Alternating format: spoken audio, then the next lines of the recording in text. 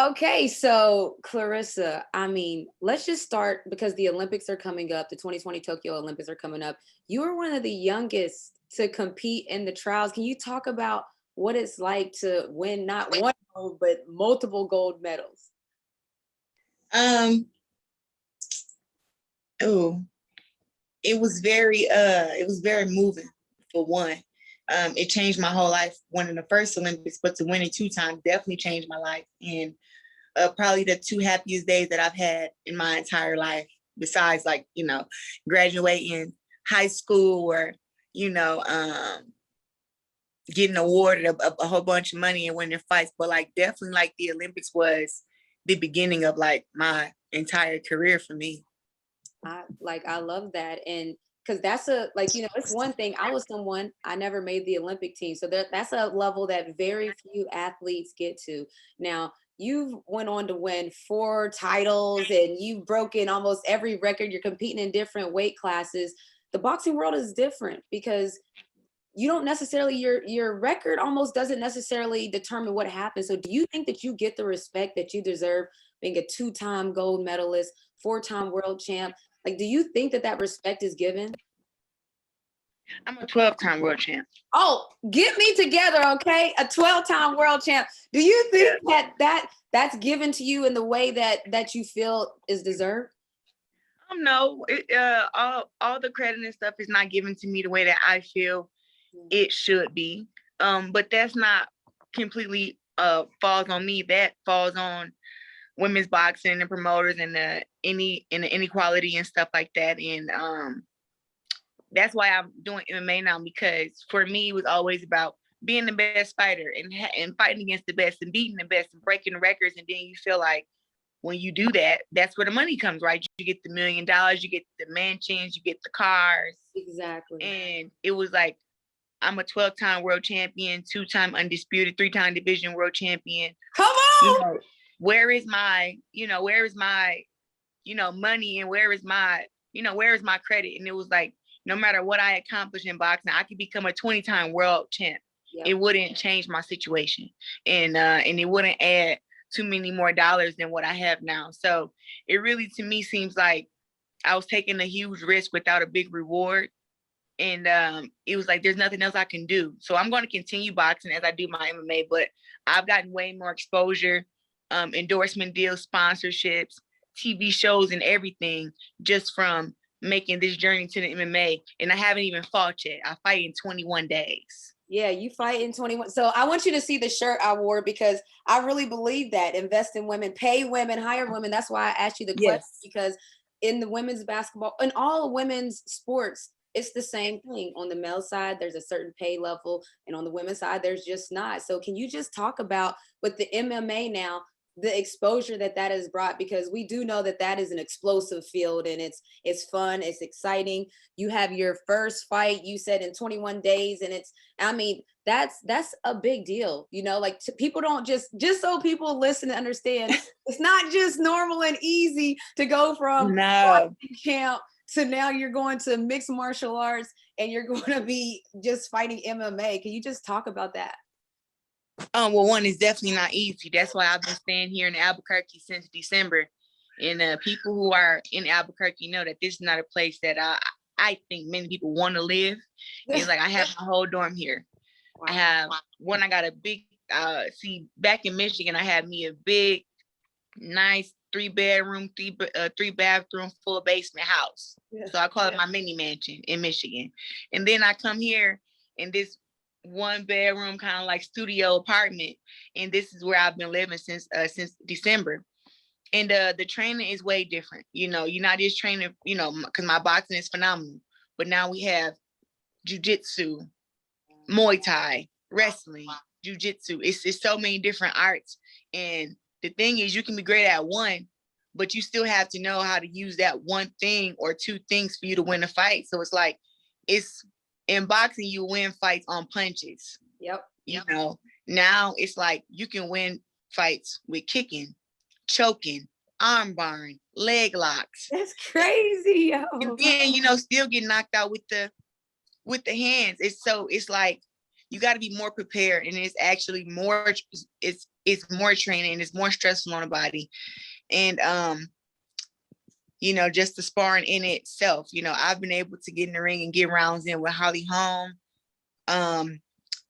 Arlene. She's fought against Chris Cyborg, a girl named Kayla here. Like, I've been sparring against some very experienced women who have been in MMA for some years and decades.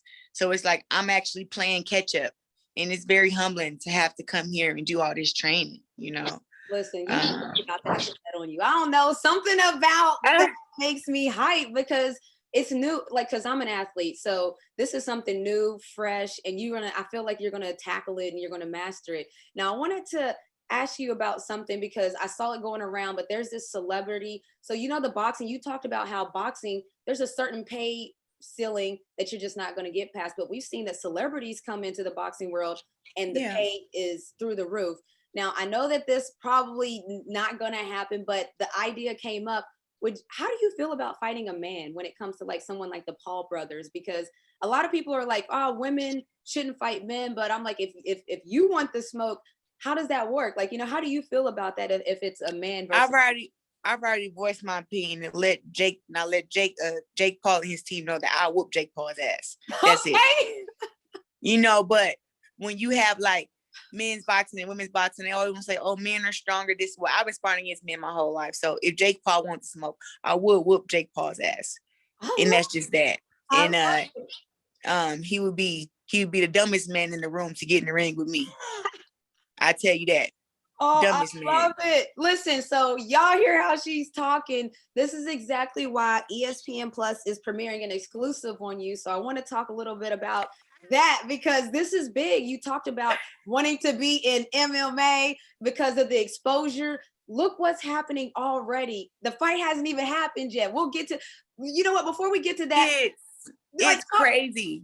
It's crazy because when you see ESPN docuseries where they have like multiple episodes of fighters, they're retired, they're dead, right? Yeah. And it's like I get to experience living in my flowers now. Like I get to, you know, have them on this journey shooting me now while I'm 26 years old. So when I turn 55, I'm going to be looking at this like, look what I was doing back when I was 26. I was being shot by ESPN every day. I had my own docuseries. They was watching me box and watching me MMA.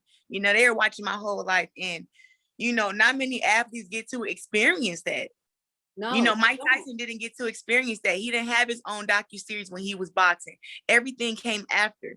Even Evander Holyfield, those are one of my two favorite fighters. You know, but it's like you don't get your flowers and get to smell them while you're actually here. And now that I'm experiencing it, like all it is, it's sometimes it's unbelievable. It really is. It's like, is this for real? Do I really have a docuseries coming out? And then you watching the ESPN Plus commercials, and it's like, oh, there she go. There she go.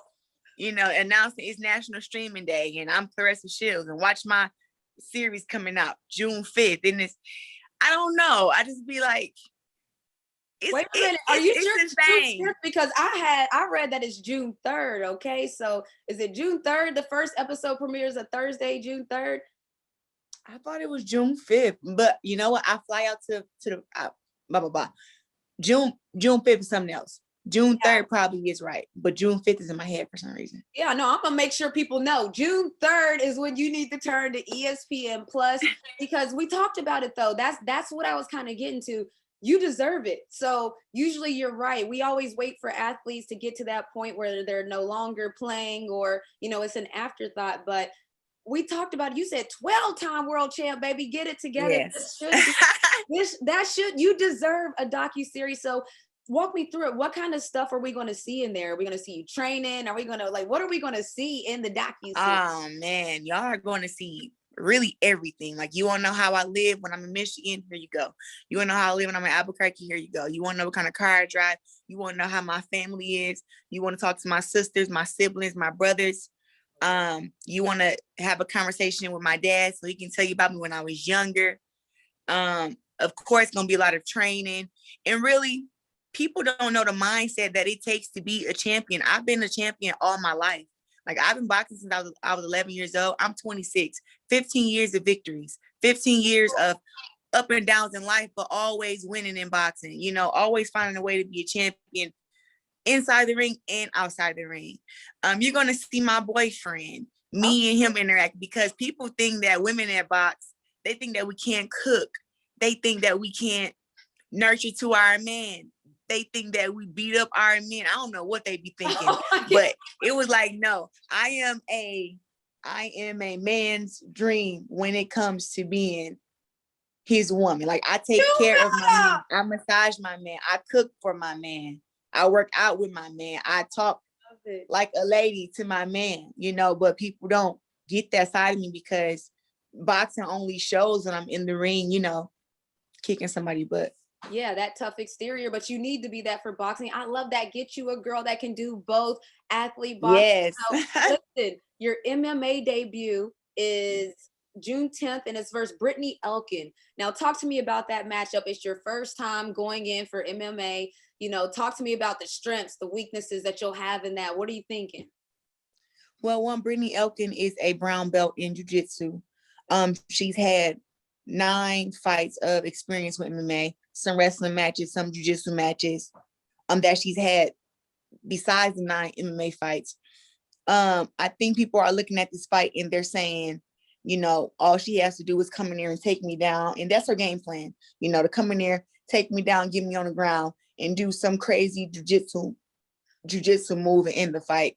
But I've been training very, very hard to, you know, take down defense, how to get off the cage, how to get off my back, using my boxing to my advantage because I am the greatest one of all time when it comes to boxing. So my hands will be flying. Ooh. And that's what she would have to be worried about. But I think that she's underestimating me as anybody would. As you know, it's just in MMA fighters' nature to underestimate boxers because it hasn't always been successful when boxers have went to MMA. So I think now that, you know, this whole matchup, she does has ways that she can win if I underprepared. But good thing that I didn't. Good thing that I live by the 5 Ps. Proper preparation prevents poor performance. And I've been here. I've been training. I got sparring in just another hour. And I've been getting like some serious reps and rounds. And I'm really confident that I will come out on top this fight. And I have to say one thing.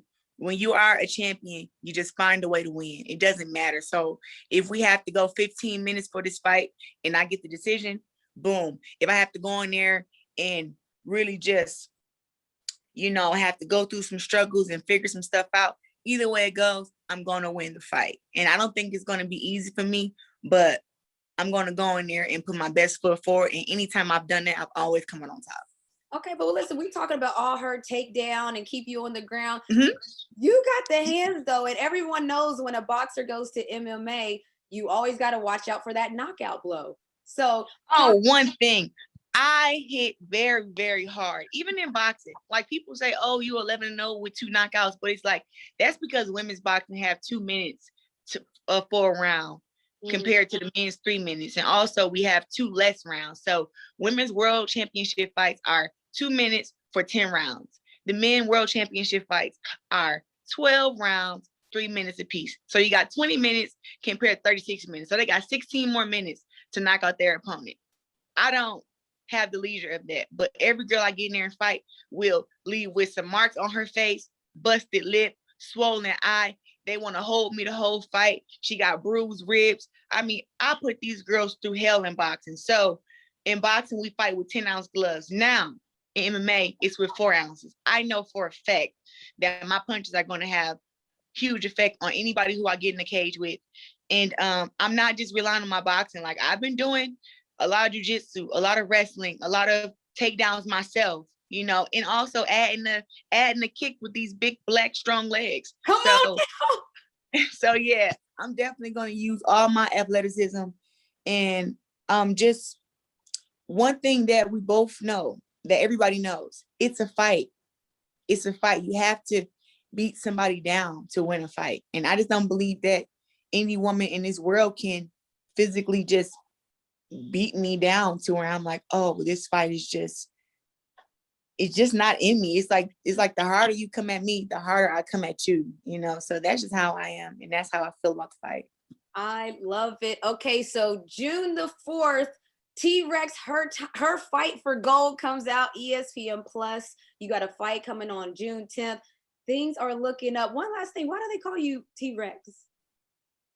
You know, nickname was given to me when I was 11 years old. I didn't have a boxing nickname, but everybody else in the gym had their own little nickname or whatever.